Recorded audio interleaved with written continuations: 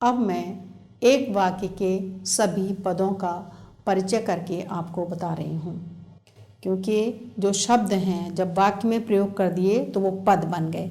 अब हम इनके सभी पदों का पद परिचय देंगे।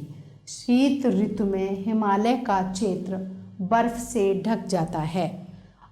एक शब्द शीत ऋतु। सबसे पहले लेते हैं शीत।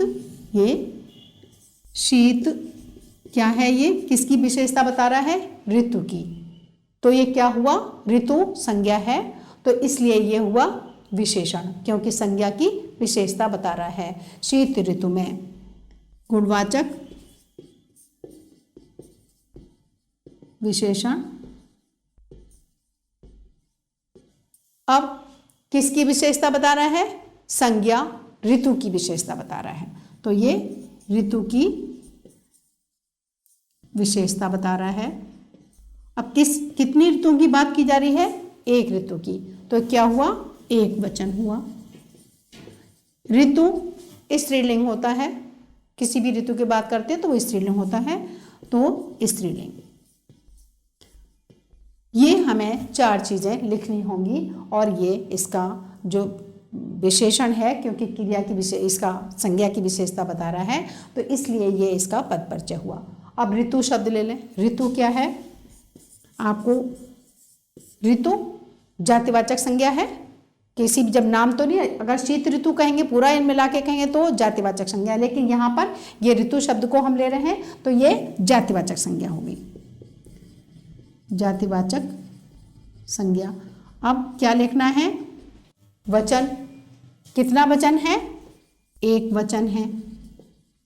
लिंग कौन सा है? जैसे हमने उसमें लिखा स्त्रीलिंग है। और इसमें करता है शीत ऋतु में हिमालय का क्षेत्र। एक आपको ये बताया जा रहा है कि इस ऋतु में ये, तो यहाँ पर क्या है कि ऋतु जातिवाचक संज्ञा हो गई, एक वचन हो गया, स्त्रीलिंग हो गया, और कर्ता की तरह प्रयोग है, कर्तारी प्रयोग, इसको इस तरीके से भी बोलते हैं। अब हिमालय। हिमालय आपको मालूम है नाम है, जब नाम है तो कौन सी संज्ञा होगी? व्यक्तिवाचक संज्ञा। तो ये व्यक्तिवाचक संज्ञा हुई, व्यक्तिवाचक संज्ञा।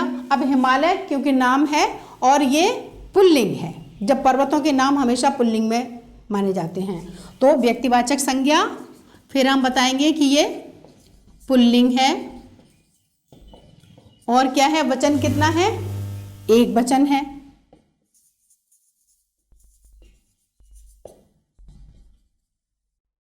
क्षेत्र जातिवाचक संज्ञा हुई, कौन सा? एक स्थान को बता रहा है ये, और एक वचन हुआ क्योंकि क्षेत्र का यहाँ प्रयोग हमने एक वचन की तरह किया है। और पुल्लिंग।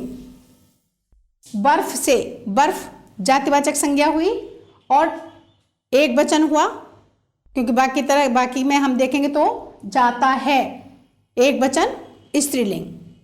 ढक जाता है, ढक जाता है यहाँ पर ये क्रिया है। कैसा यहाँ पर वाक्य बना है? ढक जाता है। शीत ऋतु में हिमालय का क्षेत्र बर्फ से ढक जाता है। पूरे वाक्य को जो हम ध्यान से देखेंगे तो यहाँ पर हम देख रहे हैं कोई कर्म नहीं हो रहा, तो यहाँ पर ये जब ढक जाता है तो इसका पद परिचय देंगे, तो कौन सी क्रिया हुई? ये अकर्मक क्रिया, क्योंकि यहाँ पर किसी क्रिया के होने का बोध नहीं हो रहा है। और जब कोई कर्म नहीं हो रहा, ढक जाता है, एक नॉर्मल बात बताई जा रही है, कोई कर्म का यहाँ पर हमें प्रतीत नहीं होता, तो यह वाक्य कैसी क्रिया हुई? ये अकर्मक क्रिया हुई। तो अकर्मक क्रिया है, वाक्य के अनुसार कितना वचन है? एक वचन है। और क्षेत्र ढक जाता है, तो यहाँ पर इसी की तरह हम इसका प्रयोग करेंगे। हिमालय का क्षेत्र ढक जाता है, यह पुल्लिंग की तरह प्रयोग किया जा रहा है, तो पुल्लिंग हुआ और एक वचन हुआ और ये अकर्मक क्रिया हुई। तो इस तरीके से हम वाक्य में जितने भी पद हैं उनका हम अलग अलग पद परिचय कर सकते हैं।